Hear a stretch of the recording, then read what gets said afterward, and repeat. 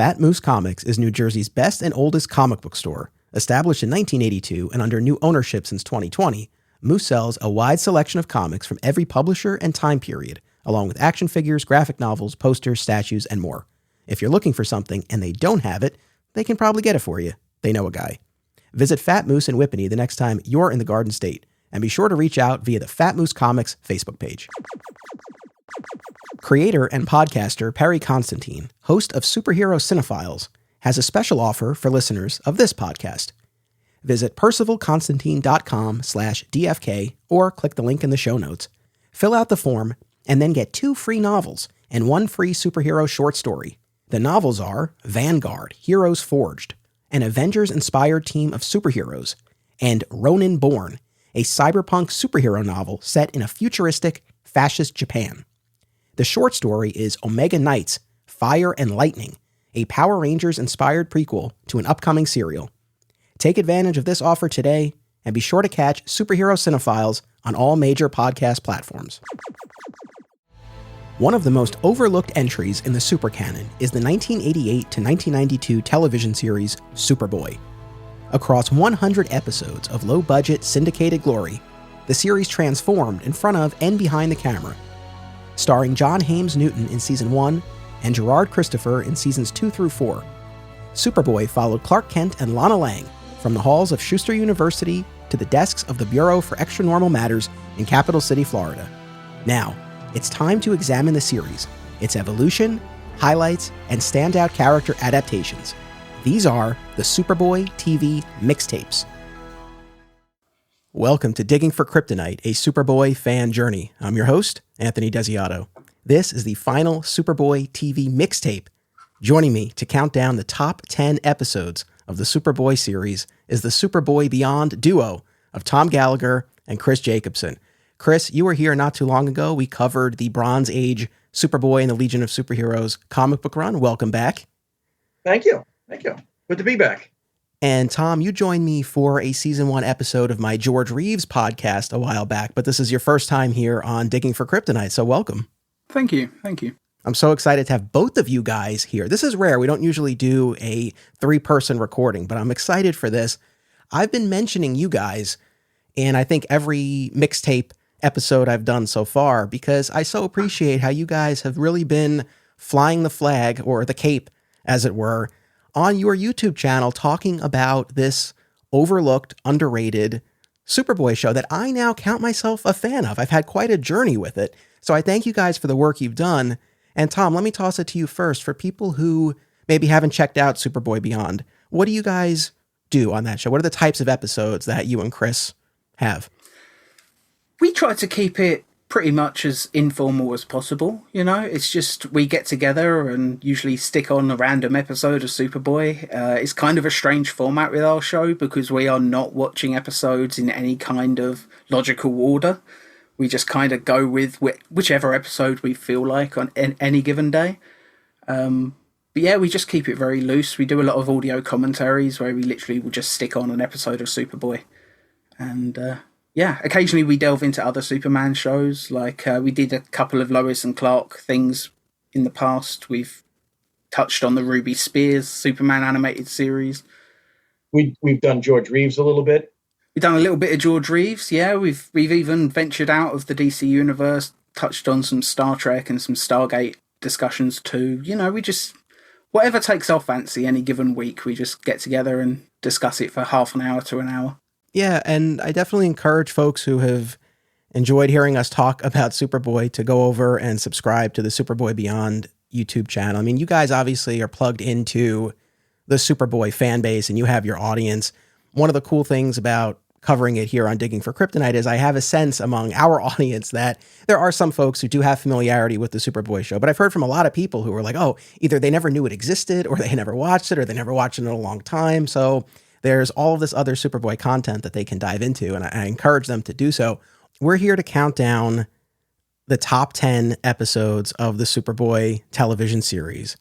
Now, we'll lay out a couple of bits of business here. So I consulted with you guys ahead of time, and rather than each of you coming up with your own list, you guys decided you wanted to do sort of a combined Superboy Beyond top 10 list. So I have my list, and the two of you have a single list that you'll be sharing. We'll take turns. We'll go back and forth. When I've done similar types of episodes in the past, typically what we do is I assume we're going to have some overlap in our list, but the placement might be different. So whenever an episode comes up the first time, wherever it is on the other person's list, we'll just talk about it together as opposed to having multiple conversations about the same episode, if that works for you guys. Yeah. I think that'll serve us well. And then hopefully people won't feel like this is cheating, but we also decided there are a number of 2-part episodes across the 100. Again, I suspect a number of them will pop up because they were among the strongest entries in the show. And we decided to treat 2-part episodes as a single entry. So we're not going to try to split hairs and say Know Thine Enemy Part 1 or Part 2. We're just going to treat it as a single entry. So hopefully people won't feel slighted with our rules there. I was just going to say, I mean, if we had counted them as separate entries, I just think there's a very good chance that our top 10 lists would be taken up by only about 6 episodes in total. Because, it would just... I know. Well, this is the last thing I wanted to ask you guys, whoever wants to jump on this. How easy or challenging was it coming up with this list and the order? Well, Tom had found the website that could, compare and contrast. So once we got the website and he inputted everything in, we just basically went back and forth, is this better than this? Is this better than this? And, it was kind of a mutual thing. We're sitting there saying, yes or no, up or down. It was always 2 options at a time, just which of these 2 is your favorite. And we just kept going. And, we didn't just do it for a top 10 list. We thought, at some point, we're going to want to rank and order the episodes ourselves anyway. So we literally just put in every single episode. It took about 2 hours just because there was so much discussion over which one to choose. There were some moments where, we disagreed and I would give you some choices. You would give me some. And it was very and then, what we did, though, when we were doing this, Tom said, you really think that? And then I would lay out my reason, and he's like, okay, you make a good point. Yeah. And that, there were occasions where even at the end of it, it just came down to gut feeling. It's not the most scientific way to work out our top 10 list, but it was certainly the most fun. Yeah, and, definitely Mr. Spock would be looking at us like we were idiots. Yeah. Well, the majority of our answers are based entirely on emotion. No, that's okay. And I think that's a good thing. And I purposely didn't ask you guys how you wanted to approach this because we never really specified if we were making a list of objectively, qualitatively, the top 10 episodes versus our top 10 favorite episodes. We never really exactly said. I think for the most part, they're mostly the same for me, but I do kind of have, I guess, a couple of personal favorites or an episode or two, which I'll talk about, that were really kind of pivotal as I was going through my binge, where maybe I was fading a little bit and then an episode like really pulled me back in, and I'm particularly grateful for it, and that like really earned it an extra spot. All right, shall we now count down our top 10? Sure. All right. Are we starting from 10 and going down to 1? Yeah, let's count. Yeah, let's start at 10 and count down. And so as guests, I would like to offer you guys the opportunity to go first if you'd like, and whoever wants to start, feel free. You can go first. I don't mind. All right. So we have as our number 10, A Day in the Double Life. Nice. A Day in the Double Life. That's my number. I have it. It's on my list. It's fairly high. That one jumped out at me. That's my number 6. So that's on both of our lists. But yeah, please cool. Go for it. I guess as we kind of list them, we could explain, we give I guess just some brief context for people who aren't familiar with the episode, and then, why it earns that spot for you. It's one of the better, character-driven episodes. Jackson basically is fed up with Clark's, constant disappearance from the office. And he tells Clark, okay, this is an attorney's logbook. I want you to write down everything you do during the day, and then at 5:00, I am going to read through this, and I'm going to see exactly what you do. And the whole episode is Clark trying to figure out ways to explain his disappearances in such a way that Jackson won't pick up on the fact that he's living a double life. And it's definitely very comical. It's almost like a sitcom-y premise. It's very farcical in the way that it's constantly happening. Like all of his diary entries in this logbook are written in such a way that it hides the actual truth, but he's technically not lying at any point, and it's got some great moments of comedy. Plus, you get to see those moments of Clark just working in the bureau. Like, there's a great scene where he's working on the front desk and people are bringing in alien artifacts as they're supposed to be. And, like, one guy just brings in a bunch of cow bones, and he's got this great line, well, they don't have cows on other planets. And Clark just says, none that I've ever been to. And it's just, like, there's some really great comedic moments. And, like, trash can lids that have been welded together as a crashed UFO. It's just really great little comedic moments. It's probably one of the most comedic episodes of the show. Yeah, it shows us a side of Clark's life that you don't often get to see. And I think it was also the first on-screen time where he used his heat vision to shave. And that's something that has popped up in the comics from time to time. And I think it is actually also the first time in the series where we get to see Clark's apartment. Yeah, I can't remember there is another episode where we do get to see his apartment, but I can't for the life of me Rites of Passage. Rites of Passage, of course it is. Yeah, and then I don't think you see much of it, but Wish for Armageddon when he wakes up from the nightmare. But again, you don't see much of it. No, I'm with you guys totally. I mean, it earned a bit higher spot on my list, but for all the reasons that you guys said, I just love this kind of slice of life look at his daily routine. And the shaving, right, was one of those things that jumped out at me. I talked about this in another episode. It's like, as much as I love Smallville, we had 10 years. Not once did you ever see him shave. And for a show that was all about adolescence and kind of the powers representing puberty, like you would think at some point they would have addressed that, and they never did. So I was so delighted to see that. Yeah. I will say that Smallville, to their credit, they did have the thing where he makes toast using heat vision. And I think that was in this episode as well, if I remember right. It's been a little while since I've watched it. Yeah. But I vaguely remember him using his heat vision to make toast, which happened in both shows. Was it? Oh, it was heating up his coffee, right. Still, it's about the same sort of thing, you know. It's a good use of it, but no, you're right. It's funny as well, because I remember when Smallville was first airing, there was one season where it came back and Clark had a haircut. And there are all these people on the online forums like Krypton's site and stuff saying Clark's had a haircut. Like, how is that possible?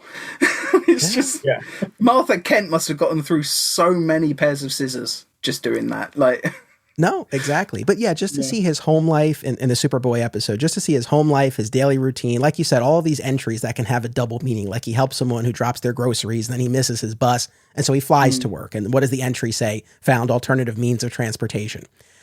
You also see kind of how involved, how much he cares in the personal lives of the people around him. There are those two fellow agents who are lost. Their car breaks down. They've been bickering.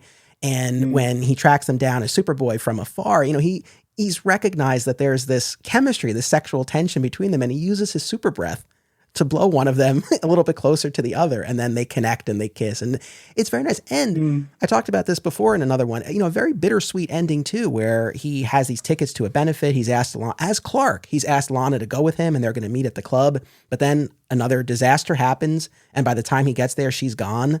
And he just kind of stands there and he walks out. And it's like a very melancholy end. But I thought that one was so strong. I really enjoyed that one a lot. So, all right. So that's your number 10, my number 6. So my number 10, I don't know if you guys have any season 1 entries on your list. We'll find out. We have one. So I also have one, and it's this one, and it's Phantom of the Third Division. And in a previous episode, I think I called it Phantom of the Third Dimension, but I sorted it out now. Phantom of the Third Division. But this, for two reasons. One, this was an episode, this was pretty deep into season 1. And at this point, I'm not going to lie to you guys, and I think you understand knowing that first season. I was struggling a bit, especially trying to watch these like back to back to back. It was a little rough. Everyone struggles a bit with season 1. But then we got to this episode, which is the second time in season 1 when you go back to Smallville. And this time, Clark and Lana and TJ all go back. There's this great sequence early on. It really doesn't connect with the rest of the story of the episode, but that biker gang that circles Lana, and it's very threatening in terms of ultimately what's being insinuated, though it's not explicitly said, but they're circling Lana, very threatening, and TJ and Clark get into it. And Clark has to take a punch at one point early on, but this is the season 1 Clark, so he doesn't just like crumple to the floor, like he gives it back to them. So I enjoyed that, even though it really kind of is its own piece of the episode. But then the main thrust of it is a former war buddy of Jonathan's, who's struggling with PTSD. He had been taken prisoner in the Korean War, and he's back, and he wants revenge against Jonathan. He feels he left him behind. And I thought it had a great payoff when he kind of removes the mask that's been covering a big part of his face, because he says he was tortured and disfigured. And I'll leave people to watch it if they're curious to see what's ultimately under that. But look, anytime we're in Smallville, it just sings for me. So I love that setting. The fact that the whole cast got to go was really cool. And again, this was one of those things, not the highest stakes in the world, but personal stakes. And it was tied to Jonathan and his past. And yeah, I really liked it a lot. And it really was one of those ones where I felt like, okay, I can stick with this. So, and directed by David Nutter, the first episode of the show that he directed. So that's my number 10. One should also just not discount the performances by both Joseph Campanella as Tom and Stuart Whitman as Jonathan. Jonathan not trying to punch him out, at the end, for what he's done. Jonathan being the voice of reason, trying to get this man to realize you need help. And this is just Jonathan's way of treating him. You can see that as something that Superman would do later on in his life. We always say that what Clark becomes is Jonathan, the voice of reason. Yeah, when a punch is needed, Clark is going to give it as Superman. But those moments where, just putting the hand on the shoulder and saying, I'm here to help. And that is why the episode is very powerful.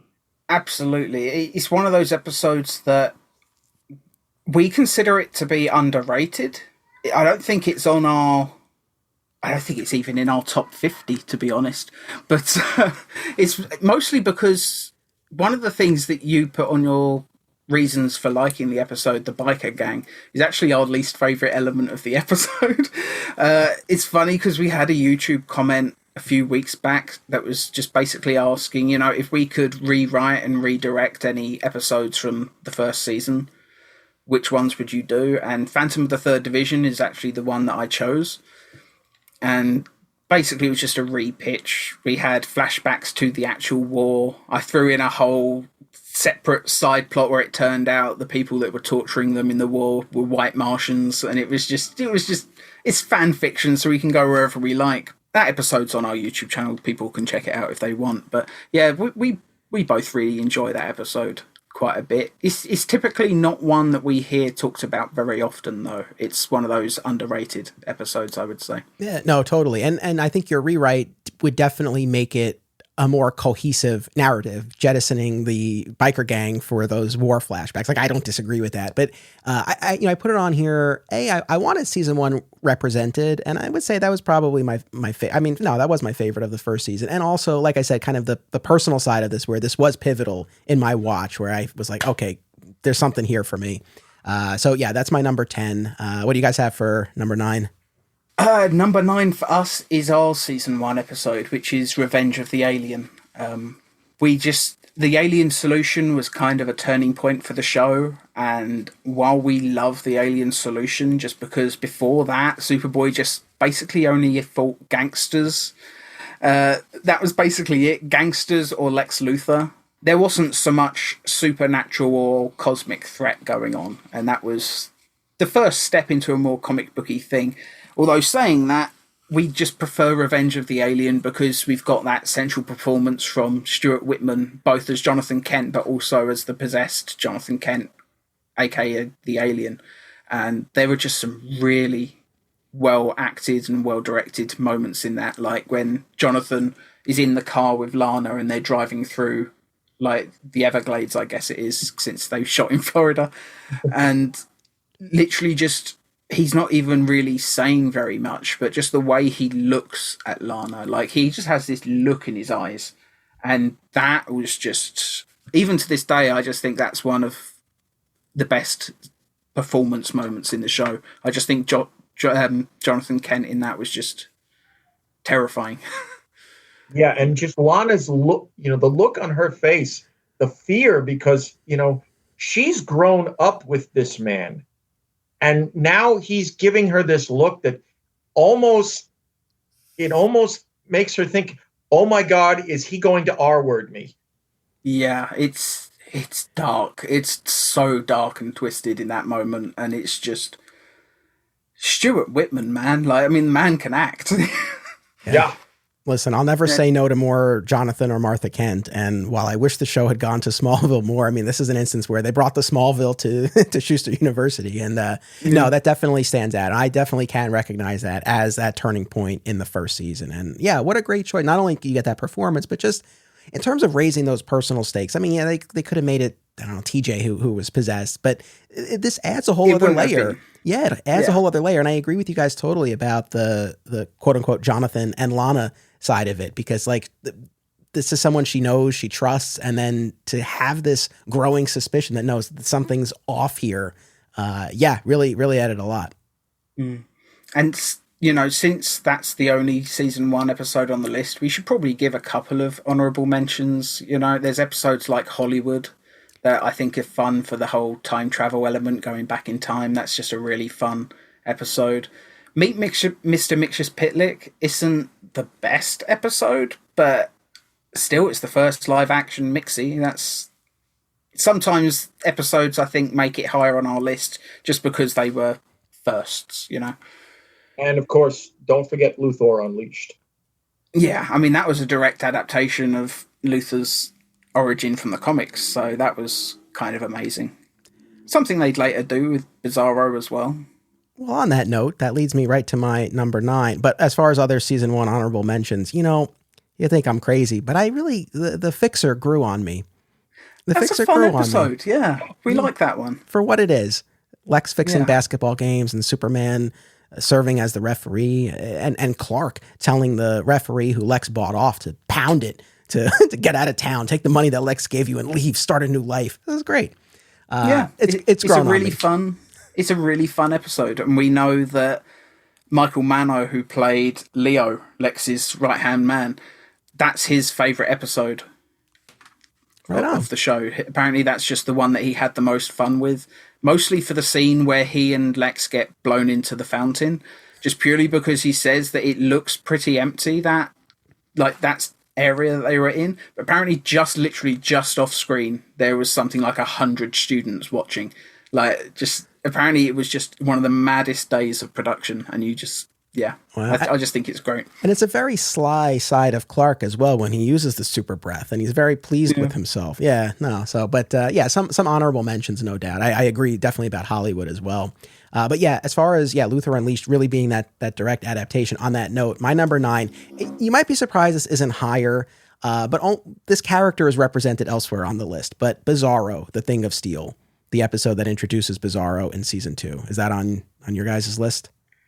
No, we do have a Bizarro episode on our list, but not for a little while. Okay, fair enough. But this one, and we just did, one of our mixtapes was all about Bizarro, so we talked about the 6 core episodes pretty at length, so I won't rehash that too much. But similarly to Phantom of the Third Division, we're into season 2. I'm kind of having a little bit of a hard time adjusting to losing TJ and getting Andy and this new take on Clark, and I don't know where we're going here. And then this episode comes along and gives us, again, quite a faithful adaptation of Bizarro Superboy's original appearance from the comics. And, what Douglas Barry Myers was able to do in that role to just bring so much depth and pathos and tragedy to this character, just through the looks and the voice and the body movement, and just the line, "Me just am." It conveyed so much. And on top of that, you have the incredible absurdity of the rest of the gang mistaking Bizarro dressed up as Clark doing a bit in a costume at the Halloween party. And it's ridiculous, but it's so fun. So that one, I was just, again, I went on and on about this previously, but this show's take on Bizarro, I've read and watched a lot of Superman content, and in my mind, there's not a better presentation of the Bizarro character than what was done on this show. And this is the one that introduced him. And again, really kind of kept me invested as I was making my way through the start of season 2. So Bizarro, the Thing of Steel, my number 9. Yeah, I mean, obviously we love Bizarro. We do have a Bizarro episode on our list. So I won't go too much into Bizarro, but I will say the episodes, like, he really just brought so much for a character that looks like a monster. Like, he brought just so much humanity to it. And sometimes it's just Tom, we don't have a Bizarro episode on our list. Do we not? No. There's one we did. Oh, damn. We don't have a Bizarro one on. Oh, so we might as well go into it now. I thought we had to be human on the list, but I guess not. I thought Chris was doing a bit. I thought he's like, we don't have a Bizarro episode. We have a Bill Zorro episode. But you guys, there's no Bizarro on your list? I just misread. I guess Bizarro is just off the list, but never mind. I'm surprised about that. But yeah, we love Bizarro. He just brings so much humanity to that character. And there's a story I've told on our podcast a bunch of times where it's just, I was watching Superboy once and my niece was round. And she asked me once if Bizarro was a villain. And I just said, no, he's just very stupid. And it's not so much that he's stupid, I suppose, but it's just he's very naive. He's very easily led, easily fooled. And he's definitely not a villain. He's more like a brother, but he's just kind of... He needs Superboy to sort of help him look out for him, really, because he doesn't understand. It's very akin to the way the two of them are together. It's very akin to Tom Cruise and Dustin Hoffman in Rain Man, or Johnny Depp and Leonardo DiCaprio in What's Eating Gilbert Grape. Well, and that's the other thing about all of this, right? Like, we're focusing on what Bizarro brings to the table, but then there's and not to discount that, but then it's also what it unlocks in the Superboy character, because yes, generally he cares for everyone, and you really see him care for Lana throughout the series, but this is a different dynamic, this brotherly vibe, and the fact that, as Superboy says repeatedly in the Bizarro episodes, he's a part of me, and it comes from him. And so to see kind of this twisted reflection and kind of then what that brings out in Superboy.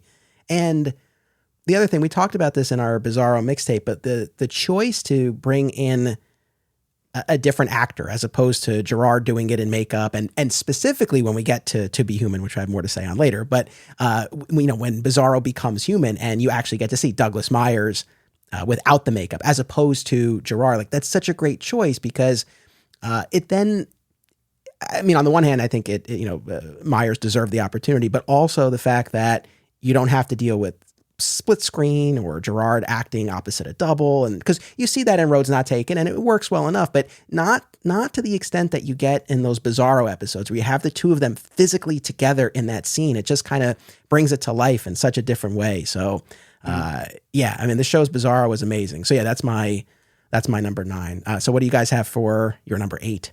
Darla Goes Ballistic. Yeah. Which is, obviously, it's an episode written by Sherman Howard, mostly because he felt like the writers weren't giving Tracy Roberts enough to do. So he purposely wrote an episode just so that she would have at least one episode in the show where she was the main focus. And yeah, it's just a really fun sort of Darla gets superpowers and goes a bit nuts. Just a really fun episode. And it's mostly this high on our list just purely because there aren't that many episodes like it for that particular character. So, right on. That didn't make it onto my list, but it's one of my favorites. So I definitely can understand why and where it landed on yours. Yeah, that was a great one. We talked about that one a good bit when we did our Lex mixtape. But so much great stuff in there for Darla, for Lex, to see when Lex is put in a situation, not the only episode, but a key one where he has to cooperate with Superboy and Lana and Clark as well. And you get Clark decking him in order to make the escape look good. That scene is so great. He says, "You got to hit me." And Clark hits him. And then he's like, "What? You can do better than that." He says, all right, whack. Yeah, just a great moment of comedy. Yeah. And no, yeah, to give her the spotlight, I think was well deserved, because she's this long suffering, side character, but had her own thing. And this gave her the spotlight, deservedly so. And it's nice because she sort of started as just this show's version of Miss Teschmacher. But she very quickly sort of developed her own personality. Like, just at face value, they're quite similar. But when it actually comes down to the characters, they want different things. They have different senses of humor, different dress sense. We have talked a little bit in the past about the fact that Miss Teschmacher wears as little as possible, whereas Tracy Roberts, the moment she can afford to, just covers in layers, like big feathery scarves and stuff. Yeah, it's almost like what someone without very much class thinks upper class people dress like and act like. It's almost, yeah, it's a quite a strange thing. Yeah, no, that's what, I'll be perfectly honest. I wasn't clocking the wardrobe to that extent, but that's a great point. And as you're saying, I'm like, yeah, that really is true. If I ever do another watch of the series, I'll really kind of be more dialed into that. But yeah, great.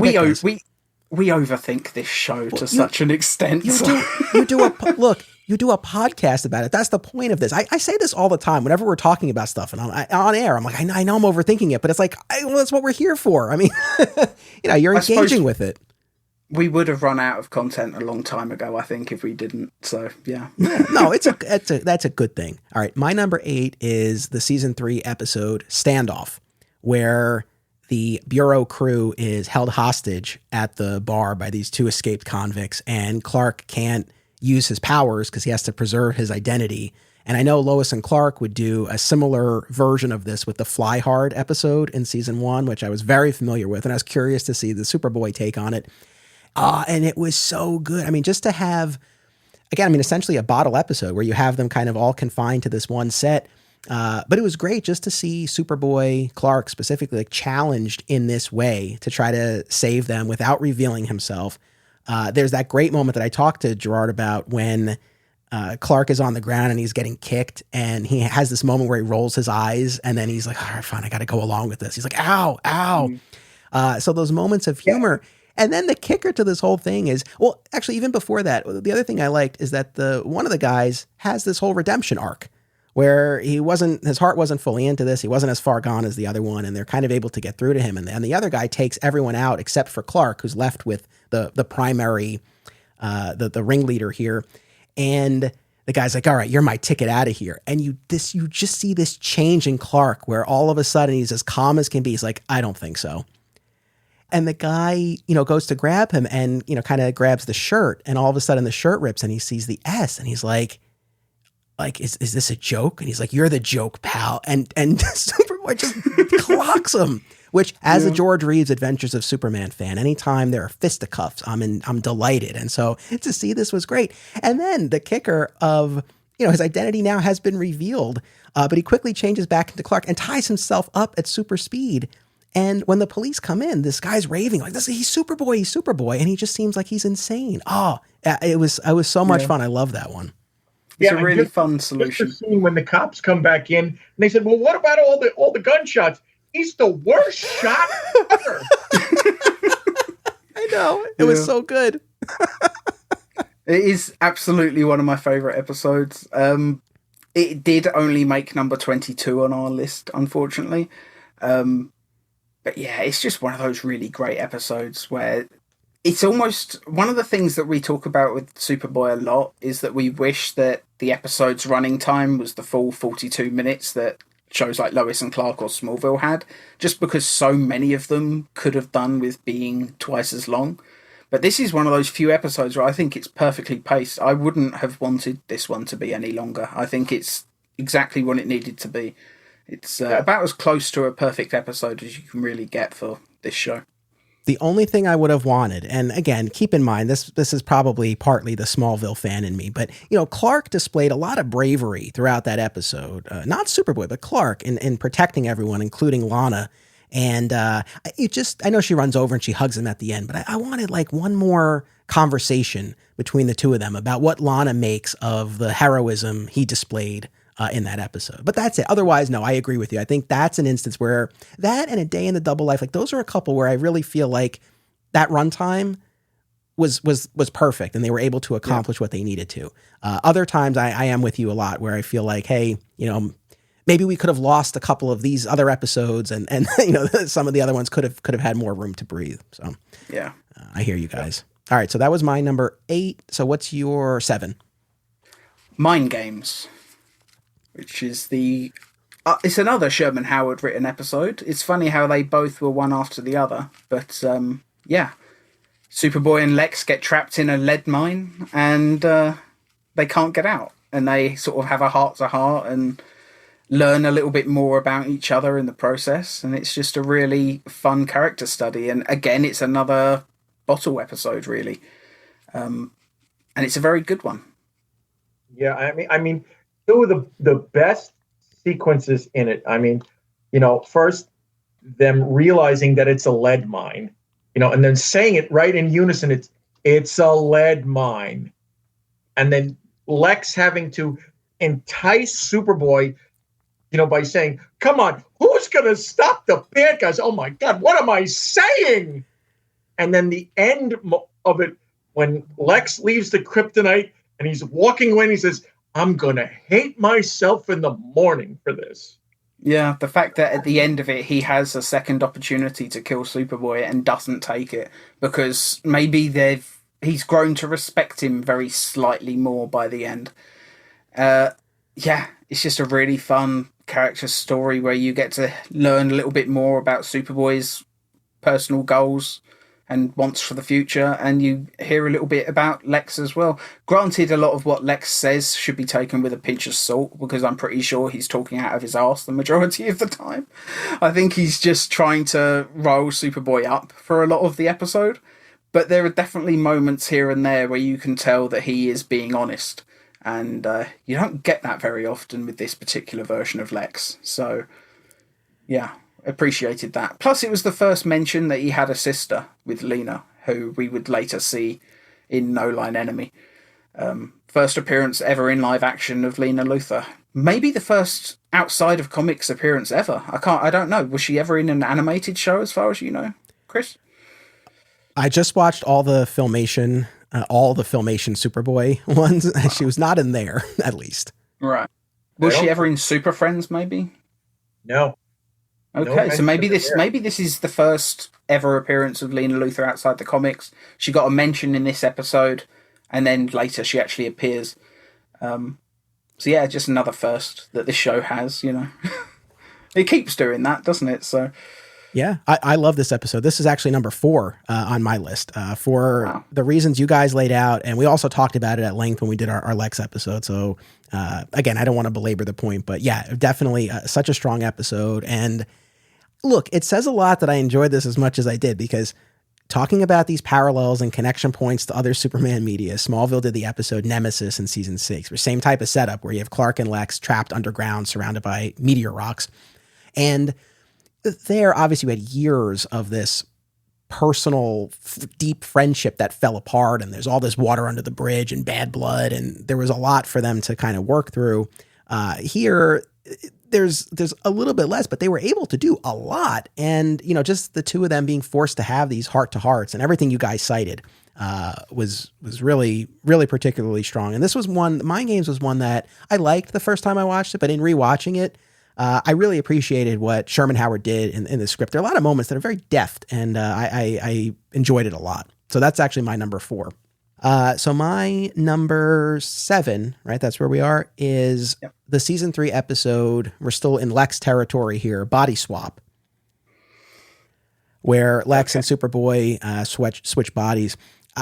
We've seen this play out in numerous iterations beyond just Superman, but even within the Superman realm, we've seen this, including once again in what's a pattern here in Smallville. But just to see the actors have the opportunity, Sherman Howard and Gerard Christopher, to play each other was great. It also gives Lana, I think, a great moment in recognizing that Superboy is not actually Superboy. Her reaction to him, first that initial reaction to Lex proclaiming that he's Superboy, how she takes that in, and then ultimately this realization, kind of going back to what we were saying about the alien solution one as well with Jonathan, recognizing that and going so far as to break quote unquote Lex out of prison when he's about to be transferred. So yeah, I like that one a lot. It was a lot of fun and the performances were great. So that's my number 7. Is that on your list anywhere? It's number 14 on our list. I am so shocked. No, but you know what? This is great because I love this, guys, because I was coming into this and I said to myself, we're probably going to have like, the order will be different, I figured. But we'll probably have so many of the same episodes. And we haven't, which is great because then that gives us more episodes to talk about. Yeah, definitely. You know, what you said, Anthony, about, them playing each other. I mean, Gerard is just chewing the scenery, playing Lex in Superboy's body. But I think one of the better moments is when, Sherman Howard playing Superboy in Lex's body, when he's running away and he's panting, he's like, doesn't this guy ever work out? Yeah. Yeah. Yeah. So much fun. And there's also the reverse of that moment when Gerard is playing Lex and he's going to chase Superboy in Lex's body down. And he's like, but which of my powers shall I use? Oh, I know. It's his favorite. And he just flies towards him. And it's just, he's playing it with such glee. Like it's, this particular version of Lex is very manic and over the top. He's very much the sort of silver and golden age mad scientist version of the character more than what we know today, which is kind of, I suppose it's closest to Gene Hackman of any of the other adaptations. But yeah, it's a very interesting way that Gerard plays it with the same sort of manic intensity. And it's just, he's so over the top. He's almost childish in a way. It's like, he's the smartest. Candy store. When he says, oh, I'm going to use his favorite. Yeah, it's almost like both Sherman Howard and in this episode, Gerard as Lex as well. It's like they play Lex like he's simultaneously the smartest man in the world, but also like an 8-year-old boy. And it's just such a bizarre combination.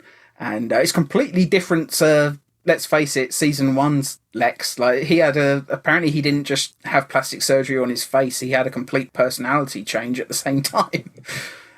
Yeah, he went through a lot. We never got to see what happened at that monastery that he and Leo were hiding out at the end of season 1. So who knows? We can fill in a lot. Yeah, they kept doing that in this show, though. There were a whole bunch of things that they would end episodes with and never come back to. Like Super Menace, they ended with the shot of Metallo with the chunk of red kryptonite. Yep. We never had an episode with Metallo and red kryptonite, ever. So you definitely included an element of that in our sort of fan fiction, so that was fun. No, I know sometimes you have to. When I rewatched Super Menace when we were doing one of these mixtapes, and I had forgotten about the that bit at the end with Metallo and the red kryptonite. And I was like, what the hell? Like, it never went anywhere. But see, you guys picked up the ball in your season 5 episode, so I like that. It's awesome. That's part of the fun that we're having with it. And it's funny because I actually asked Chris when we did our commentary on that, and I was like, did that ever come back like in the tie-in comics? Because at that, I still haven't read all of them because we're going through and reviewing them slowly. But no, that never came back even in the tie-in comics, which was kind of surprising because you would think if it was going to be brought back anywhere, it would be there. Yeah. And there is at least one Metallo issue. I'm thinking of the cover right now, like when they're falling from the sky. Okay, so that was my number 7. Your number 6. Our number 6 is by far one of the best of season 4, which is Know Thine Enemy. I agree. J.M. DeMatteis. Yeah, that man knows how to write. And it's not the only J.M. DeMatteis episode that we've got. He wrote a few of our favourites.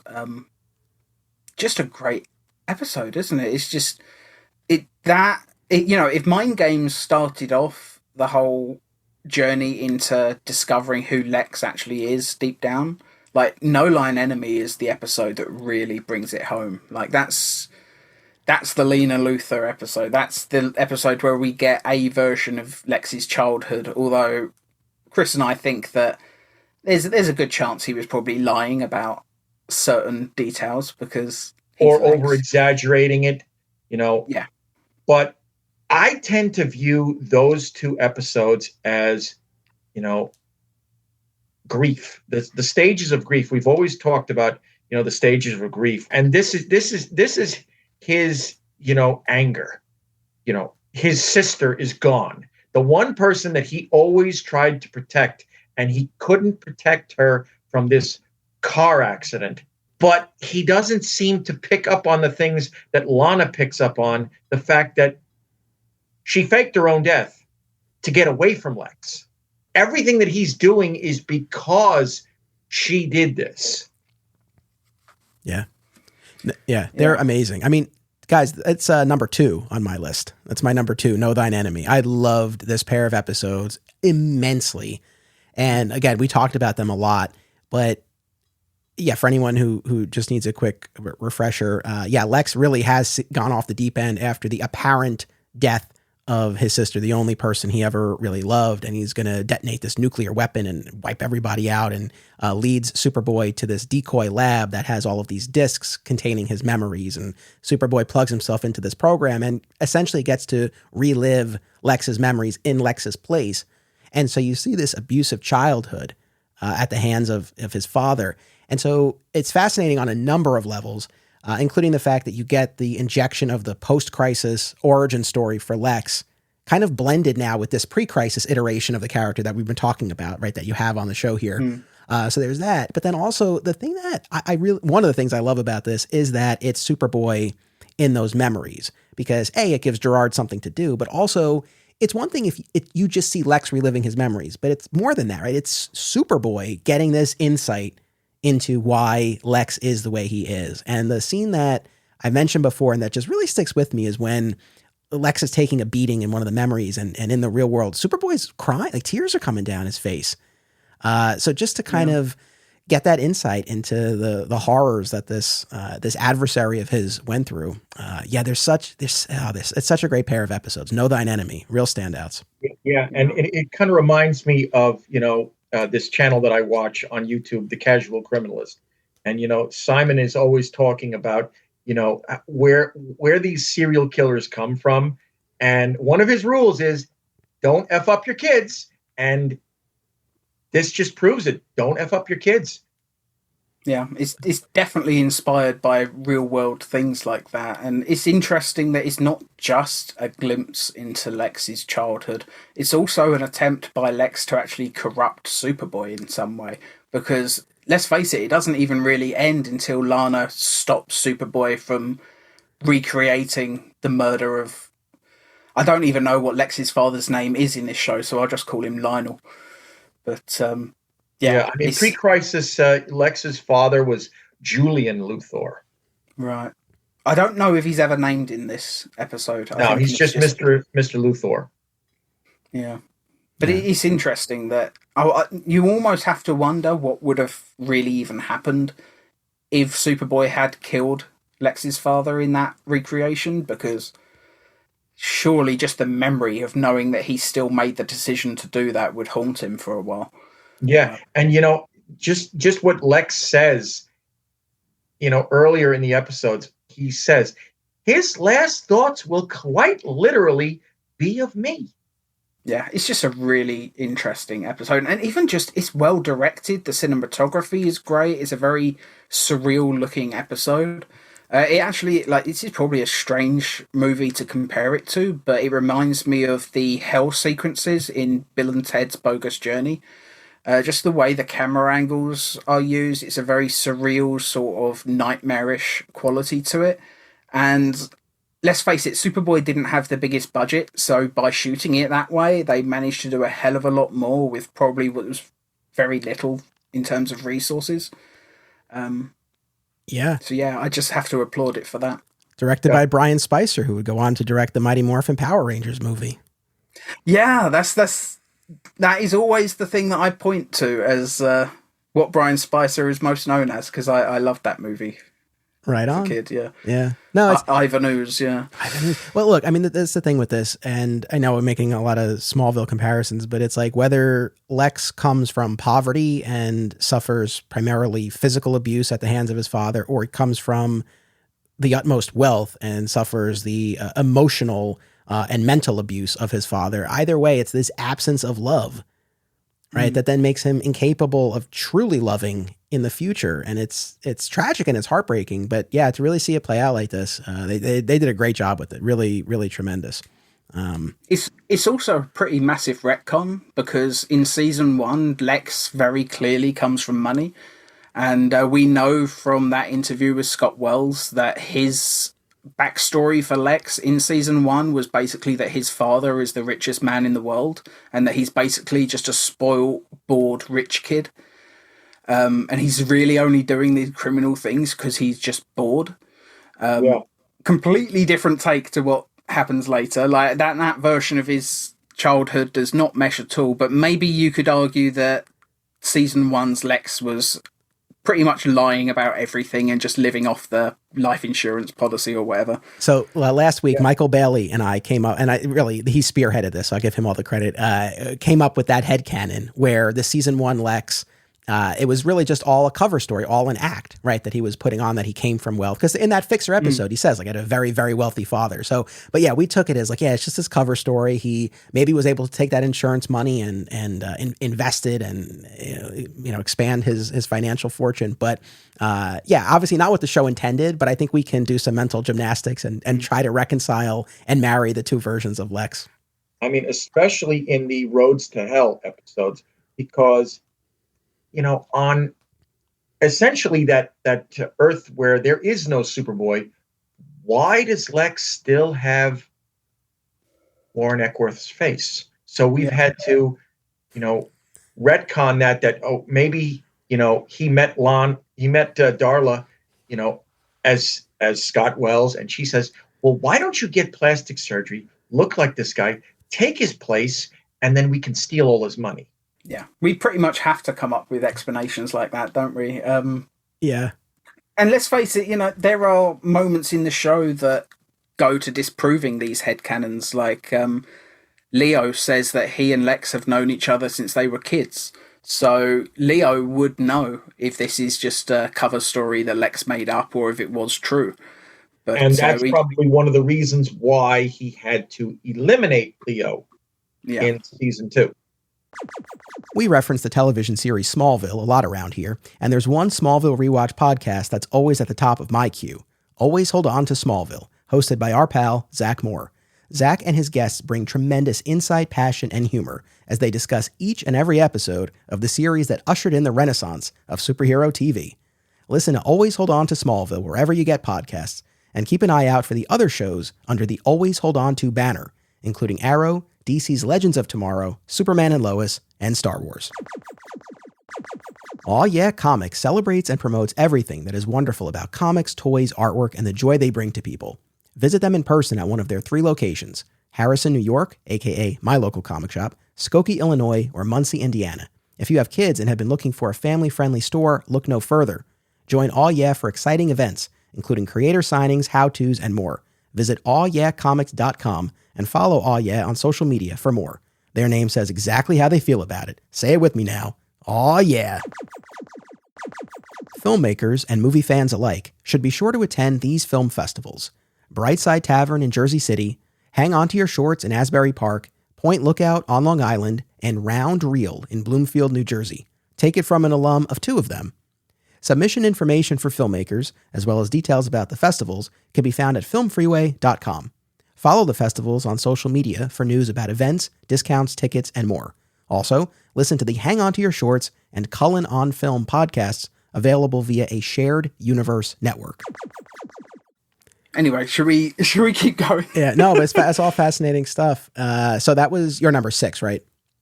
Yes. Okay, so you already heard my number 6, which was A Day in the Double Life. So we're now into the next half here. So what's your number 5? Number 5 is Carnival, which is Superboy versus the Devil. Wow, that's not on mine, but that one was a standout. I would say that's an honorable mention. It was particularly interesting, but wow, so that's a high spot on the list. So tell me why. First off, you've got Christopher Neame playing the devil. I mean, and he's so charismatic. He's not playing the devil as, the way Tim Curry played the devil in Legend. He's playing him, subtle. He's playing him, likable, but he's still evil. Mm. And the things that he does, just to try to convince, Superboy to give him his soul.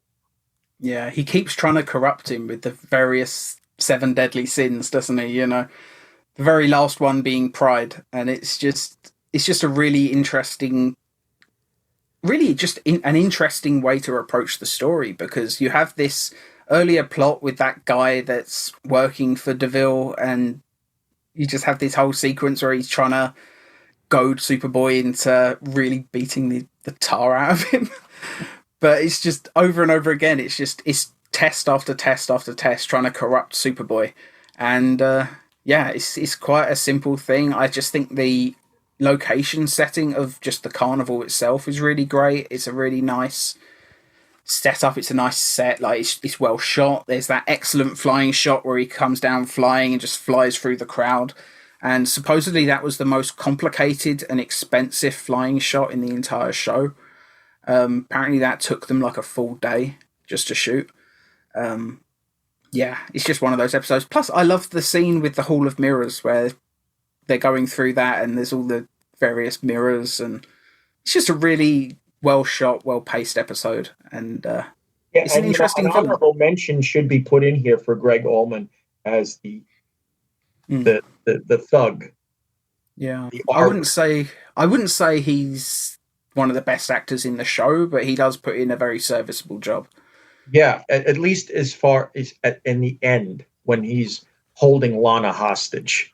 Mm. Oh, he's much better towards the end than he is at the start. I think he's a little bit wooden at first. But no, right on, guys.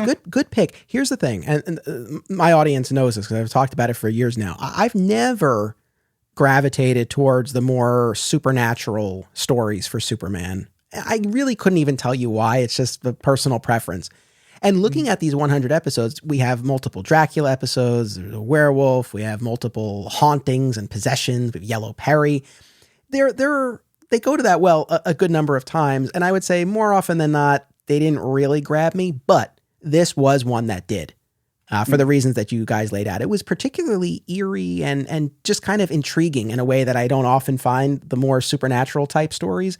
That one, and one that, I don't know, might be on your list, but is it Into the Mystery with... That's on our list, yeah. Yeah, which yes. I'll leave you guys to talk about when you get there. But those were the two in the supernatural realm on the show where I said, you know what? Generally, this is not my cup of tea when we're talking Superman or Superboy stories, but I dig these, and I thought they were especially strong. So right on for that as your number 5. I do agree with what you're saying. I think it's one of those types of stories that I think less is more. I think they went to that well just a little bit too often, maybe, for Superboy. But at the same time, I've always liked those stories because magic and supernatural have always been the other big weakness of Superman's. So I always appreciate when we get at least a few stories like that. Another ghostly story I always really liked that's not on our top 10, but was pretty close, is Hell Breaks Loose, which is one where they discover a trumpet in the wall of the bureau and flashes back to when it was a jazz club run by a gangster. And it's just a really interesting episode that feels very Lois and Clark. It even feels a little bit like that Smallville episode where Tom Welling plays the young Jor-El. Oh, I'll be honest with you, man. That episode did not work for me. The Superboy episode. In fairness, again, I was watching a lot. I was probably tired, but that was one where I was like, oh my God, I was just kind of ready for the next one. But I'm glad. I've always loved episodes like that. I just have a real soft spot for them. And it's got one of my favourite flying shots in the whole show. There's a moment where the wall is broken open. There's light pouring out. There's smoke. And it's literally, he's on wires and he's not actually moving anywhere. He's supposed to be just struggling against the wind as he's trying to fly closer to it. And I don't know, it just feels like you can really, with the wind machine going and all of that, it just really feels like he's struggling to fly forwards. And really all he is doing is just on wires, floating in one spot. But it's just, yeah. It shouldn't work, but it does. There's a few reasons. But that, as I say, that was only our number 19. It's not top 10, but it was close. All right, but so Carnival is your 5. My number 5 is one that I think even people who don't really know the show probably know, which is Roads Not Taken. So this is our introduction to the multiverse. We have Lex and then Superboy traveling to another world. First, a world where that Superboy killed his Lex and went down this dark path, kind of consumed by the guilt and the shame over what he had done. And when we see that Superboy, the aesthetic that he displays seems to be a precursor of sorts to the Connor Kent Superboy who would debut in the comics in the early 90s with the sunglasses and the leather jacket. And I was like, this is great. And then, of course, we'll follow Superboy to the world of the Sovereign, a very Red Sun-esque presentation of the character where he was not raised by the Kents and he's just a full-on dictator. And that world's Lex and Lana are romantically involved, and they're these freedom fighters. And I rewatched that two-parter last night.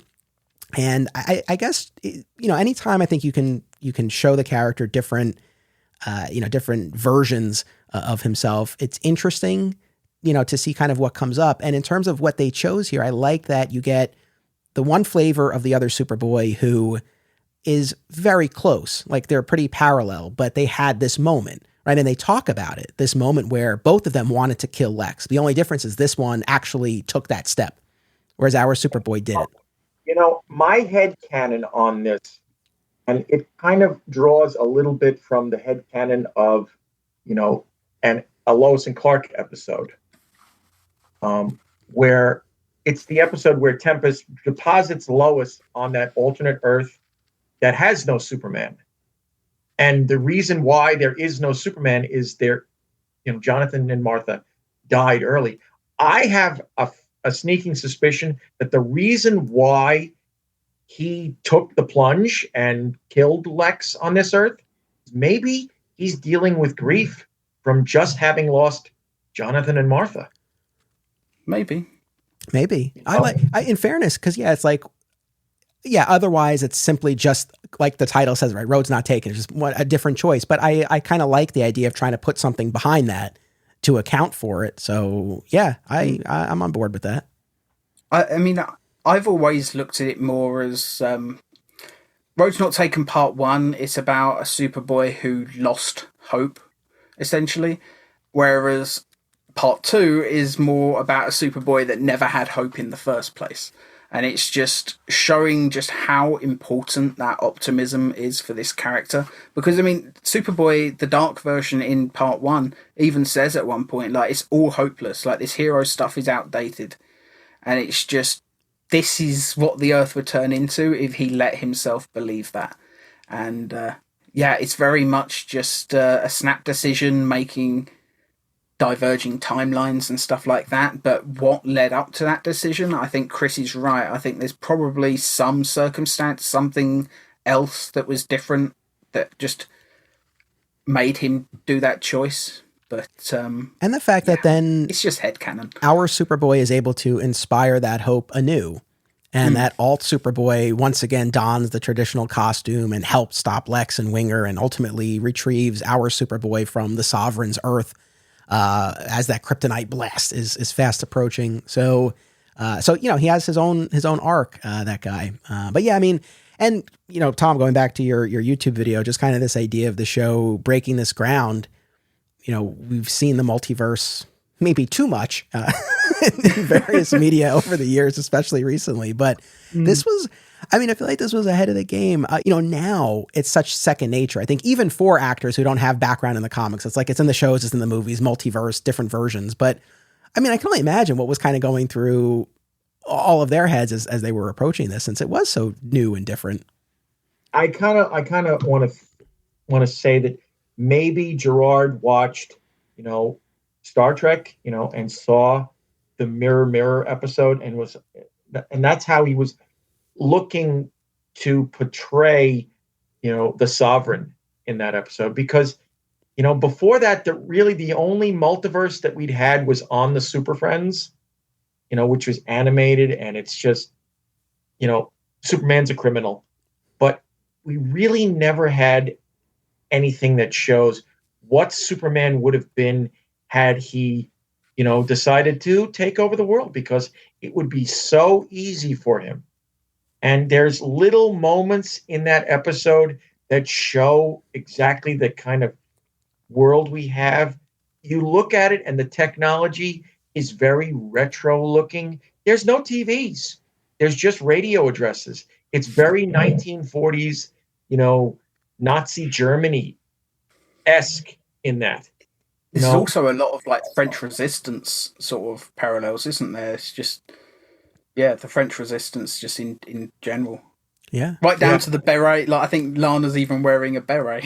And the fact that Lex again is played by Sherman Howard, whereas he should be Scott Wells again, because there's no real need. But we've come up with a headcanon on this that maybe Lex took the face of Warren Eckworth because Eckworth was in the Sovereign's administration. Yeah. No, I think that would work. I'll be totally honest, guys. As now that you're saying it, I'm like, yeah, of course. But as I was watching it the first time, it didn't even dawn on me, like, why he would look that way. But yes, and he does in every single Earth that we see Sherman Howard's Lex. He looks like Sherman Howard. Like, it's just one of those things. They never touch on it because I think the producers mostly just wanted us to forget that season 1 even happened. I think that's why too. I mean, other than I think initially when he undergoes the plastic surgery and goes after Lana, after that, there's, unless I'm blanking on something, there's really no mention of his past with them at Schuster. No, I think we see Leo's skull in one episode, but that might just be he walks down the stairs, he pats it on the head, and he says, "Hello, Leo." Yeah. Which is really kind of creepy and disturbing that he would go and get Leo's body and take the head and then using acid or something and destroy all the skin just so he could have a trophy. It's really dark. Well, in various episodes, when he recounts his backstory, he discusses killing animals as a child. So in Mind Games, he says that he drowned his sister's kittens. Yeah, which is amazing when we find out later that his sister's the only person he loves. So I guess even then he didn't have that much affection for her. I think it's one of those things where he's decided that she's the only one he loves now that she's dead.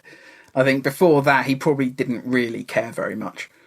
Interesting. But yeah, with Roads Not Taken, again, I think one of the things that we've come up to this idea many times over the course of this podcast talking about Superman, just this notion that, for me at least, what makes the character so interesting is that he has this absolute power, but it doesn't corrupt him and he uses it to help, whereas almost anyone else wouldn't.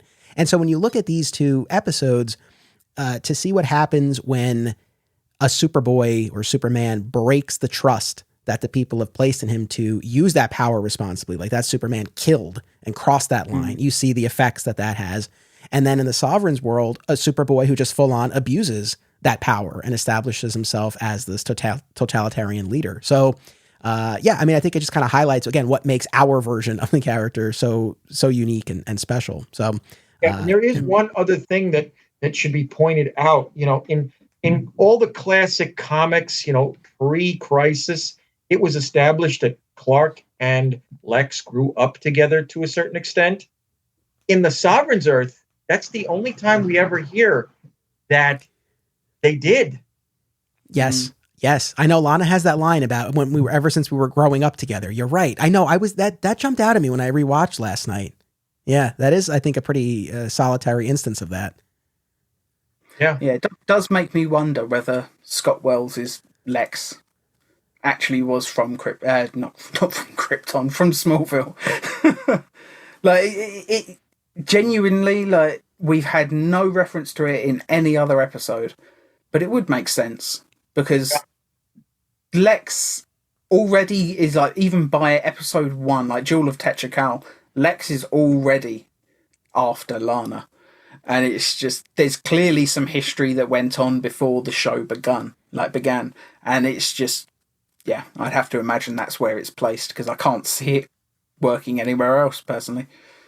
Right on. Yeah, and then of course, when we have the episodes threesome, when they have to go to Smallville, it's almost like he's got that look on his face, like, God, I don't want to be here. I got out of this hick town for a reason. So that's my number 5. My number 4, you already heard. It's Mind Games. What's your number 4? That would be Mindscape. Yes. Oh, that's a good one. That's not on my list, but that's another one that definitely was a standout. Sort of a flip on for the man who has everything, the Black Mercy, except here, rather than showing your heart's desire. There's like nightmares that instead it's conjuring within Superboy. But I'll toss it to you guys. And I believe Mike Carlin has said that For the Man Who Has Everything did sort of inspire it, but they couldn't use it because it was a Superman story.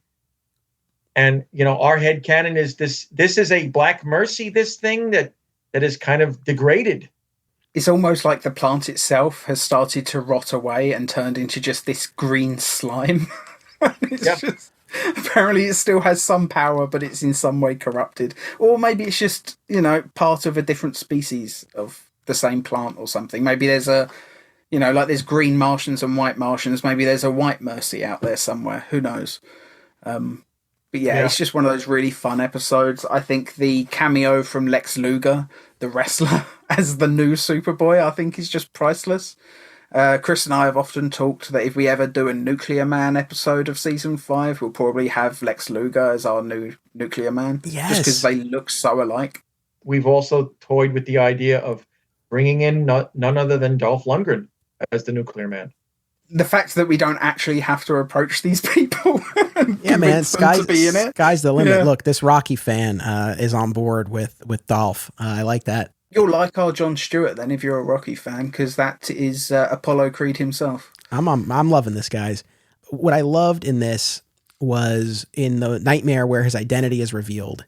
And Lana's like, oh, you don't have to be Clark anymore. And he's like, no, I am Clark. I'm as much Clark as I am Superboy. And I can't be Superboy all the time. And this post-crisis child like really liked that idea. And this notion that Clark isn't just some cover, but that it's who he is, or at least a major part of who he is. Yeah, and the nightmare part of it where she says, oh, you don't have to be Clark anymore. He's such a geek. She's about to say the word geek, and she stops herself. Mm. And you know that Lana would never do that. She would never actually say that about Clark. Like, he's basically her best friend since childhood, but it's just that is his fear. Like that's what he worries deep down could happen, even though it never would. It's his fears that have been there since season 1, and it's the same sort of fear that he has with the other people in the bureau during that dream sequence, because like the moment they find out who he is, like immediately they're just like, oh well, we can forget about that faxing that I wanted you to do. You could just fly it there. How about you make a diamond? And it's just like everybody wants something from him. They all want a piece of him, and he's just afraid that's, you know, if he loses that secret identity, he basically loses his ability to choose what he wants to do with his life. And it's I think it's a very powerful moment. And even the robot thing, it just plays on the idea that at this point he doesn't even know where he comes from. I mean, he figures that he's got to be at least organic, because like he's done tests with Peterson where he's like used heat vision and they've done blood tests and all of these sort of things in seasons 1 and 2.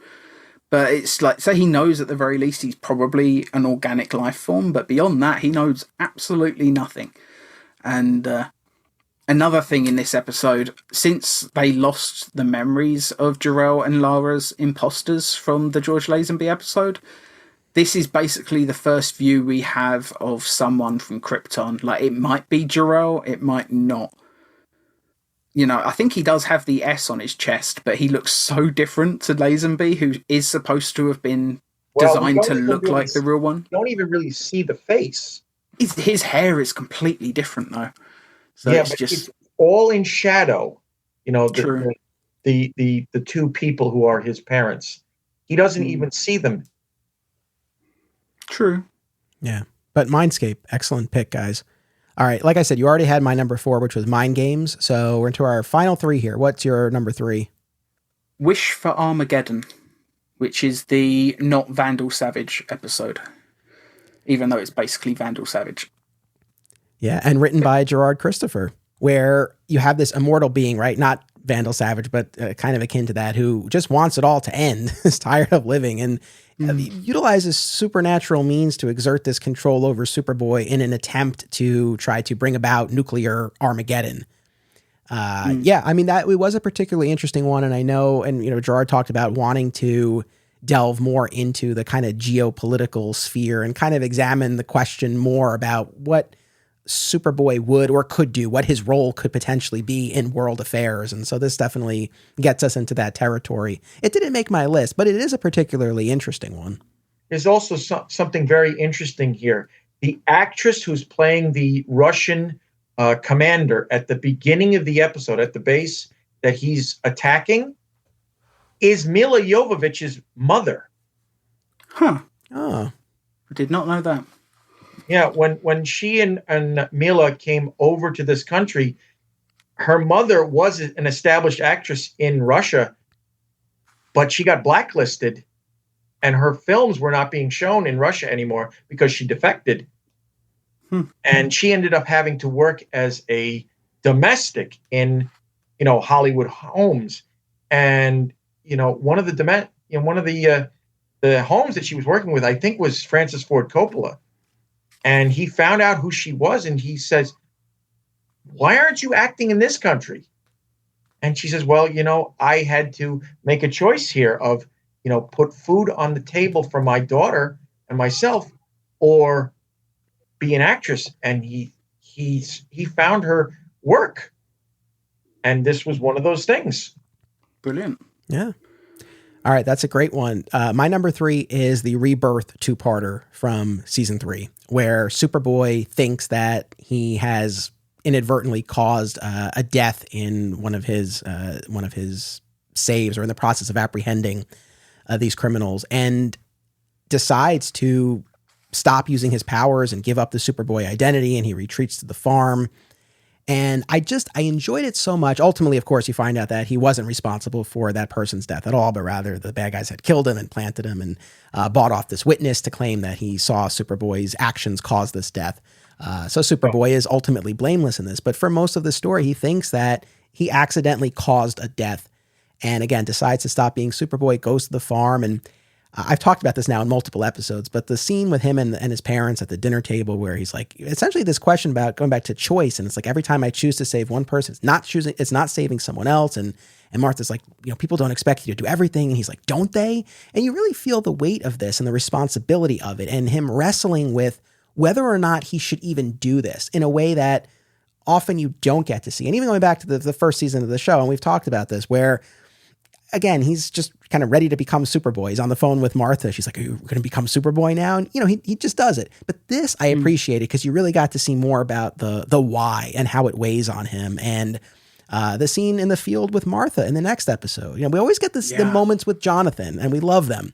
But this was a great Martha moment, where she talked about her feelings when Jonathan went off to war, not just what could happen to him, but what he could do, what he could be capable of, and how she feels about that. And then Clark uses his powers to save Jonathan from the machinery and kind of snaps him back into action. But I just thought it, and once again, we go back to the farm, we have that parental role that always goes such a long way for me, but it really just kind of got at this bigger, deeper question about why he does this, and kind of how he wrestles with an instance like this. So that's one of my favorites, the Rebirth from season 3. Well, unfortunately, Rebirth did not make our top 10.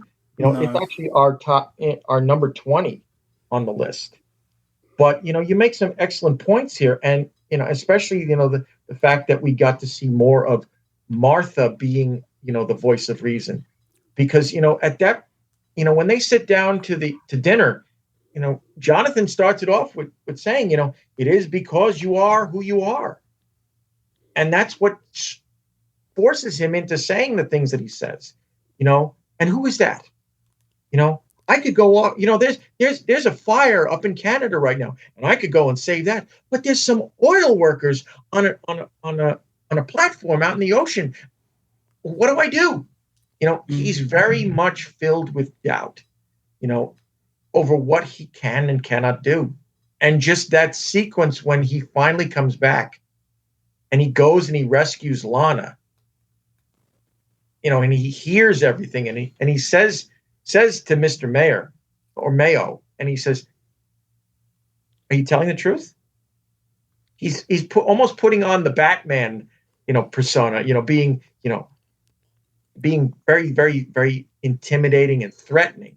When he finally has it that he did not cause the death, it fully renews him, and then he goes and stops the robbery, and just that that statement that the thug says to him, I know your weakness now, and I will use that. And trust me, I will be back.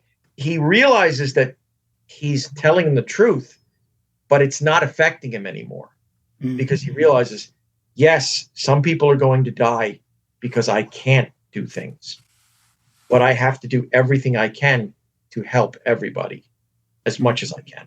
It's funny, this episode as well. I mean, you've got that just brilliant villain, and he had this great voice, and I love the costume that they have him in with all those colours and stuff. He's just got a really cool design. It is very clever, I think, that you have him threaten, I'll be back, that it's the whole next time gadget, next time type trope. But to immediately then kill him off is just such a ballsy thing to do, because they probably knew that people would like this villain. So to kill him off immediately is just, okay, they knew we're coming to the end of the show at this point. We're never going to have a season 5. But it's just, I thought that was very cool. But that was season 3. But I'll play devil's advocate. Yeah, but they shot those back to back. True. And there are episodes that were in season 3 that were supposed to be 4 and vice versa. You can tell because the season 4 costume premieres a few episodes early. Gotcha. Well, the other thing I was going to say, though, in fairness, it's like, at least this avoided a super menace situation where they set up something that is then never paid off. So at least now you don't leave this Rebirth 2 part like, oh, I wonder when that guy's going to come back. I was like, well, all right, they put that to bed. But yeah, that's a top one for me. There is one last thing I want to mention in this episode, because it's not something that I even realized until Chris pointed it out. The actor that played Lieutenant Harris in season 1, and I can't remember if Harris was in season 2 ever, but I know he was mostly 1. It was mostly 1, yeah. I don't think he was in season 2 unless I'm blanking. No, I can't remember him being in season 2. I'm just not sure, because I know Peterson did return. I can't remember if Harris did. But either way, the actor that played Harris is the arms dealer that Llewellyn does the business deal with in the episode. But he has so much stubble, and I think he's got sunglasses on or something. He doesn't even look anything like he did in season 1. But I just think it's interesting that actor returned in a new role. Oh, good catch. Good catch. All right. Our top 2 here. Now, you already know my number 2, which is Know Thine Enemy, where we get Lex's backstory and Superboy relives his memory. So that's my number 2. Your number 2? Into the Mystery. Yeah, Into the Mystery. J.M. DeMatteis's story about death and Superboy. And it's just such a great character moment, Somehow Clark just starts thinking about his Aunt Cassandra, and he doesn't know why. And of course, he's dealing with this being who in the credits is referred to as Azrael. She never has a name other than when she says that I'm death. Or she tells him that she is death. And he's trying to stop her from doing things, and prevent her from taking Aunt Cassandra. And it's finally when Aunt Cassandra's spirit steps over to him and says, "You're not playing the game. The game is that, you do what you can to help those you can." And then just right at the end, when she takes Aunt Cassandra's spirit, all she says is her famous phrase throughout the episode, "Be seeing you." It's dark, and yet there's a lack of hope, but Superboy is about hope, and he's supposed to bring it to people. And that moment at the end when he goes back in and sits with Aunt Cassandra as she is literally dying, it's one of those character moments. And Lana throughout the episode is being very dismissive of his aunt and how much he loves her. And she says, every few years, your Aunt Cassie would just come into town and she'd fill you full of all these crazy ideas, and then she'd disappear. And he keeps having to correct her. Her name is Cassandra. Yeah. We all have that one family member who does that. In my case, it was my Tanta Erica. She was actually my great aunt. She's my father's aunt. She wouldn't come and visit us all that often. But when she did, it was always such a joy to have her. And we all had that one family member who would just put the whole house into a state of, disarray. And then once they're gone, we have to put everything back the way they were. But it always made us feel so good.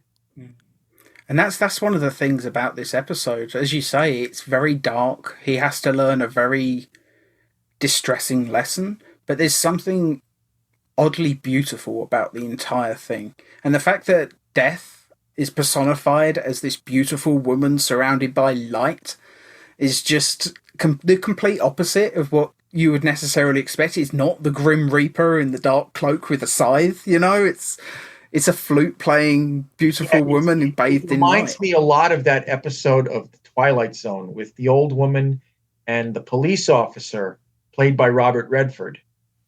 And when she finally realizes that he is death, he says to her, "It's not scary. I'm here to help you onto your next position, your next stage in life, which is moving on."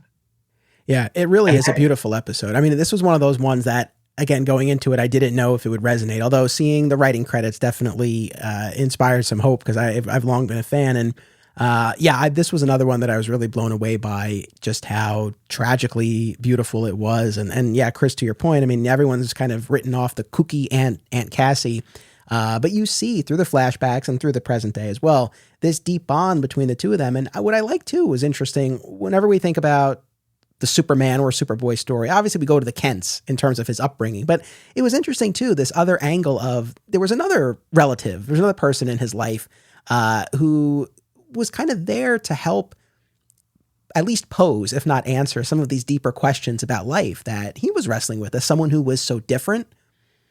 It was great. Yeah, I mean, really, really kind of beautiful. And ultimately this gift, essentially, that death gives him in terms of kind of leading him towards her so that they can at least reconnect before she goes. It's a really, really beautiful episode. I'm glad you guys put that on the list. It's not on my list. I'm glad you guys put it there because that's one of those ones where I don't know if someone was only going to watch a few episodes of the series, then it really gets tough in terms of what you really want to single out. But like, that's an episode that, again, it's not on my list, but it's one that, if what we're saying, really kind of resonates with you as you're listening to this, cue that one up because I think you really get something meaningful out of it. Mm. It's one of those episodes that doesn't get talked about very often, and I put a lot of the blame down just the title. Into the Mystery is not a particularly memorable title. It doesn't really describe the episode very much beyond being just a reference to one line of dialogue. It's one of those things where until I rewatched it, I could not remember for the life of me what happened in it. And then as soon as it started playing and I remembered Aunt Cassandra and all of this stuff, it all came flooding back. But I think it is just the title isn't great, if that makes sense. So I think a lot of people forget about it just because it's not that memorable a name.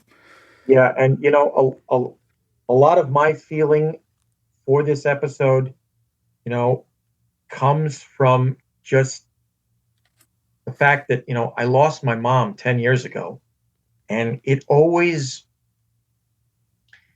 brings back that feeling that still has not gone away. The fact that I still have not been able to say goodbye to her, really. And it helps me to understand that there is more to my philosophy than heaven and earth. She's out there somewhere waiting. Yeah. It's just a really beautiful episode that really touches on very real things that all of us have to deal with at some point. And yeah, it's one of those episodes that I think just elevates the material. I don't think Superboy had enough episodes like this that really...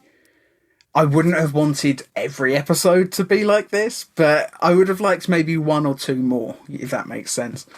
But I'll take what I can get. I hear you. All right, guys, we have come now to the final entry on each of our lists. So what is Superboy Beyond's number one episode from the Superboy television series? We've already talked about it. It's Road's Not Taken. Right on. Yeah. It's such a pivotal episode in terms of the entire show as a whole. I think it does so many firsts. The fact that it's sort of reminiscent of the Connor Kent Superboy, as you said, the 90s Superboy, and then later that we've got the whole Red Sun thing like a decade before it was written in the comics. It's just one of those episodes that's so ahead of its time that I think it's just, if I was to recommend one episode to a DC or Superman fan that hadn't seen the show, maybe this would be the one, because it's probably the one that kickstarted the most. Like, Lois and Clark had multiverse episodes too. They weren't anywhere near as good, but they did them. I appreciated that. And the only, one of the only times they had a multiverse episode is literally the only episode in Lois and Clark that has a version of Lana. So it's kind of interesting that worked out that way as well. It's just a wonderful episode. There are other things that, I've watched Road's Not Taken so many times because it is such a great two-parter. Yes, you have the evils, you have the Superboy who went bad and did something wrong, and now he's punishing himself for everything that he did. For that one moment, he's punishing himself, which of course is punishing the world because they don't have the hero that they did. I mean, that the world hates him for it as well. Like, I mean, he didn't just kill Lex Luthor. Like, he literally cut him in two straight down the middle with his heat vision. Like, what a gruesome way to do it. Like, how angry must he have been? Yeah, and to the point that when our Lex now is in that world, he's terrified it's going to happen again. He's terrified it's going to happen, but then he becomes the people's hero. Yeah. Yeah. That scene when our Superboy shows up to take him home, and Lex pulls out the kryptonite and he says, "Do you really think I'd be stupid enough to go out in public in a world where my killer is still out there?" Without insurance. Yeah. Yeah. And then, having watched it so many times, I pick up on certain things. And Tom and I have, discussed this before. When we get to the Sovereign's Earth, essentially it is in some ways, it is, classic Earth 3, the evil Superboy. But there's other things. As I pointed out earlier, it's very 1940s-esque in the technology and the cars and the dress. But there's also something else that, Tom and I kind of picked up on that we talked about. Anytime you see people, there's no black people on that Earth. It's almost like he is exactly what Hitler was and could have been. He removed anybody who wasn't, Aryan. And it's one of those things that it could just be a coincidence, different time in television. Maybe they just weren't thinking about diversifying the cast of extras. But I don't know, in an episode that's so clearly building on themes of like fascism and stuff like that, and the fact that there's no non-white people in the whole episode. Like, other than Matt, who was in the previous episode. Matt was in part 1, but Matt doesn't appear at all in part 2, which is kind of weird because they made a point of including him for one moment in part 1. Part 2, they didn't. Like, you would think maybe he would be part of the resistance, but the fact that there are no non-white members of anyone, like there's no civilians in this episode that aren't white. It's just, that has to be a choice. I mean, we haven't ever had confirmation of that, but that's our theory. We think he's really gone off the deep end in that Earth even more than is stated on screen. Probably because it was too mature a subject matter for, family television. But that's a very intriguing observation. And yeah, I mean, Tom, to your point, it could have just been a coincidence, but maybe not. And to whatever extent there was, some thought behind this, even if that wasn't something that they could explicitly address, but it's just kind of their kind of underlying things. And if you zero in on it, that adds a whole other component to it. Very interesting. Yeah, I mean, Road's Not Taken. You can't go wrong with this. Just the concept is really fascinating and ahead of its time. And then, but again, I think what raises the level of this two-parter is that it goes beyond that. It's not that, oh, it's just a cool concept. And then the execution of it, for all the reasons that we've talked about, I think really sticks the landing. So that's your number one. Fantastic. My number one is the season 4 two-parter featuring Bizarro, To Be Human, which episodes. I love so much. And again, we really went deep on these in our Bizarro episode, but this one runs the gamut. You have the tragedy of Bizarro Lana's self-detonation at the beginning. Their crooked home is blown up. She passes. I love that set, by the way. That crooked house. It makes me wish we'd had an actual Bizarro World episode.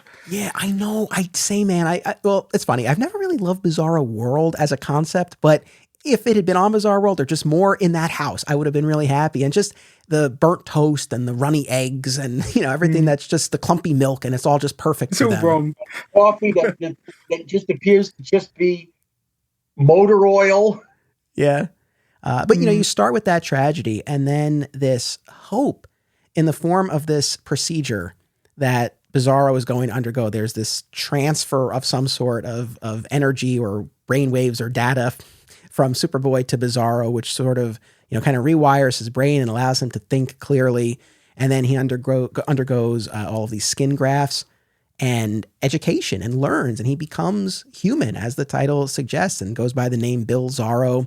And then there's this whole other component with the doctor who was putting him through this process, who modeled him after her late son. So there's that dynamic between the two of them. And the fact that Bizarro then ultimately makes the selfless choice, reluctantly at first, he is reluctant, understandably, but then comes around and makes the choice to give all of this up and go back to being Bizarro in order to save Superboy, who's been suffering the effects of this process and has been taken by the terrorist Chaos, who I actually liked a lot. And I think that's one of the reasons why To Be Human is at the top of my list, because a weaker antagonist might have lowered it a little bit, but I thought the Chaos piece of it was great. And so this was really just strong for me throughout. And then there's that shot where Chaos, I think he's like standing out at the top of a vehicle going down the road, and has he got a gun of some kind or something? And he's just like shooting. It's a rocket launcher. A rocket launcher, that's right, yeah. And he's just causing chaos. And it's just, he's a really fun character for that. Yeah, and to just point, drive the point home, actor Paul McCrane, who before that, the only time we've really ever seen him in anything was as one of the thugs in RoboCop. He drives home such a great performance as Chaos in this. And how cool is it as well that he's an original character for the show? Like, I mean, they could have easily, done one of these characters that's clearly inspired by something from the comics, but legally distinct. But no, this is, I guess he's kind of similar to characters like Anarchy and stuff like that. But yeah, that's about as close as you can pull. Yeah. And another J.M. DeMatteis written two-parter.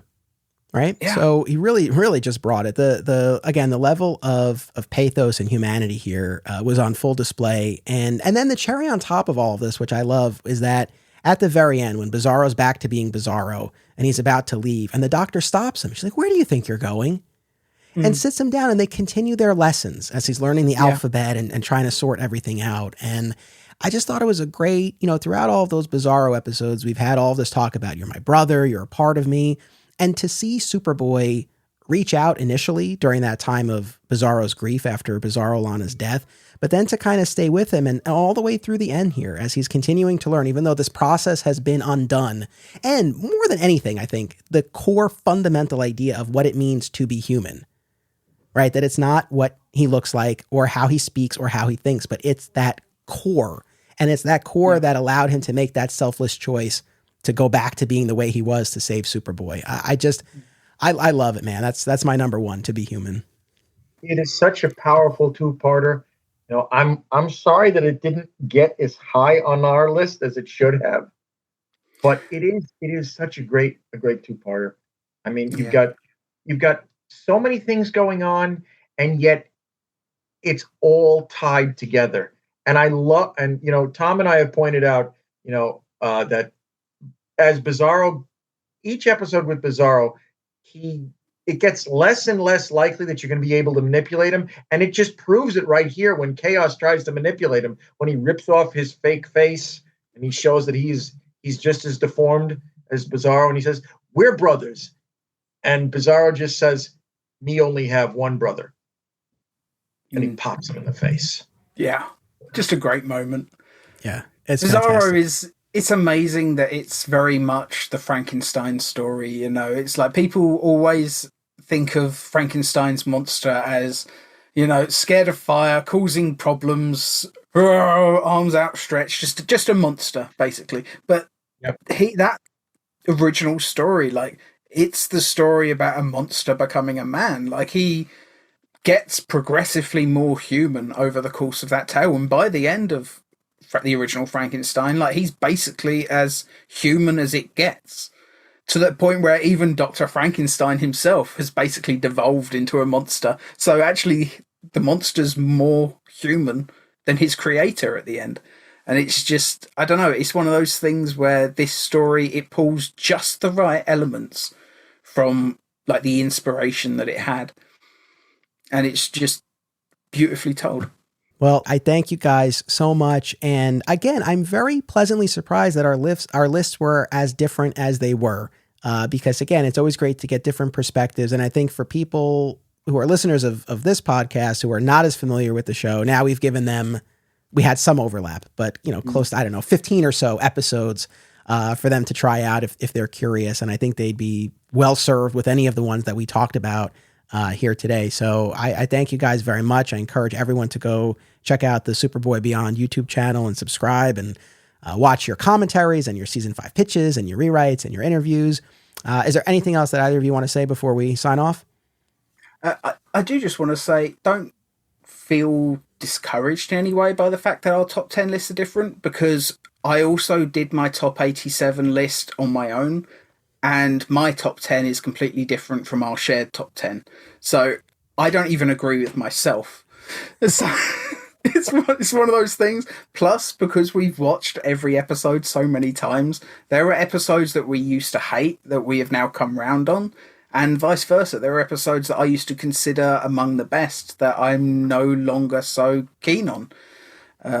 You know, episodes like Mutant, I remembered being a lot better than when we went back and watched it. But yeah. But we still are always going to agree that the woman called Tiger Eye is a piece of dreck. That episode is so bad, man. And there you have it, folks. The top 10 Superboy episodes as counted down by Superboy Beyond and yours truly. Tom and Chris didn't have a single Bizarro episode in their top 10. To me, they're among the very best episodes of the entire series. But that's why it's always interesting and worthwhile to compare notes with fellow fans and podcasters and get those different perspectives.